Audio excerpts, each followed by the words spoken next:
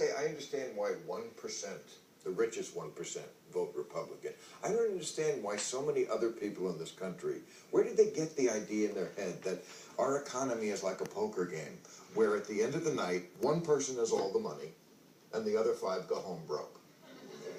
Well, I think they have been sold, and the selling, I mean, you got to hand it to the Republicans and to some very wealthy donors. They've sold this hoax, a cruel hoax called supply-side trickle-down economics. The notion that if you reduce taxes on the rich, somehow the benefits will trickle down to everybody else. Now, we know the median household income keeps on dropping. And we know that the top keeps on doing better and better. So if you just use your eyes, you can see that trickle-down economics doesn't work. It's trickle-on economics. Well, one of the things that you're not pointing out, but I agree, but they also identify with those people in the Republicans Party. It's like us against them, and you have this black man in the White House. You can't forget about that. And I think that's a huge... Oh, the Republicans have used. I mean, they have used a divide-and-conquer strategy. Absolutely. They've told the working class of America, your major problem is the poor and the blacks and the Latinos, and they're taking your jobs and they're taking your tax money for their benefit.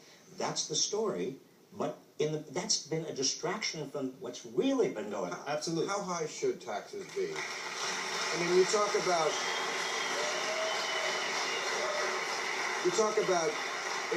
in the movie a virtuous cycle versus a vicious cycle. Just tell us briefly what a virtuous and a vicious cycle is. Well, what's happened, I mean, for the 30 years after the Second World War, 3 decades, we had a virtuous cycle in the sense that we had high marginal taxes on the wealthy, and we used those revenues to invest in education, to invest in infrastructure, the highway building program, expanded public higher education.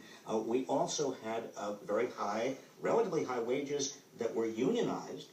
They were generated by the fact that 35% of the private sector workforce was unionized. That meant people had the money to turn around and buy stuff, which meant that there was more profits. In other words, it kept on going very, very well. What's the bad side? Well, the bad side was just the opposite. We have actually reduced taxes so much on the top. The middle class has not had enough money to turn around and buy anything because the best and easiest way for corporations to make profits is to reduce payrolls these days. They can't sell more of their goods because most people don't have the money to buy more of their goods. And what does that mean? That means that there are budget crises, as we've talked about before.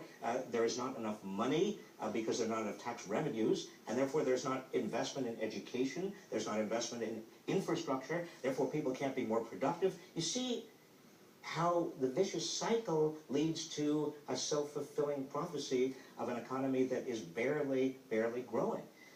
And I think the reason we entitled the movie Inequality for All is that inequality is bad for all.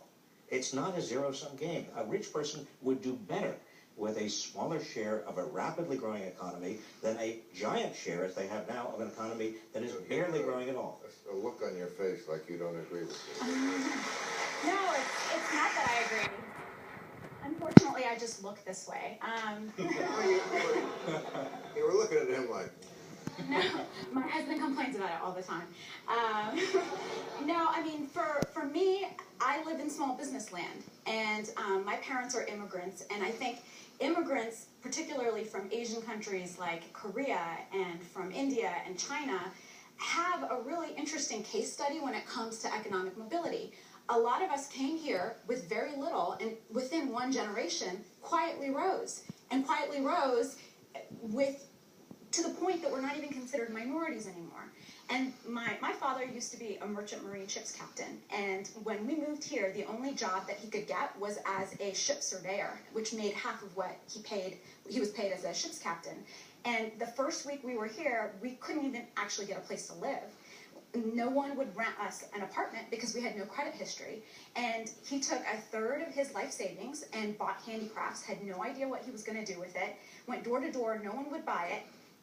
The point of the story is he became an entrepreneur, And over 30 years, they found economic mobility, and everyone within our community found that You're rise. speaking for people who are able to do this. Exactly. But You know, 4 out of 5 jobs in America used to come from small business. Now it's 2 out of 3. And I think that's a problem. One of the reasons we're not seeing wages rise is because we don't have people who are enterprising and starting these companies. But not everybody is like that. You know, it kind of reminds me of, did you ever see the Poseidon Adventure, the original? Yeah. Okay, the ship's upside down, and Gene Hackman says, here's the plan. We're all going to climb up through the pipes. And he's got this elaborate thing, and the old man says, you speak for the strong. I can't climb through the fucking pipes. I mean, yes, there are Who did you root for in that movie, Bill Maher? What's that? Who did you root for in that movie? You rooted for Gene Hackman. Admit it. Well, I rooted for them all to get out, because I'm not a Republican.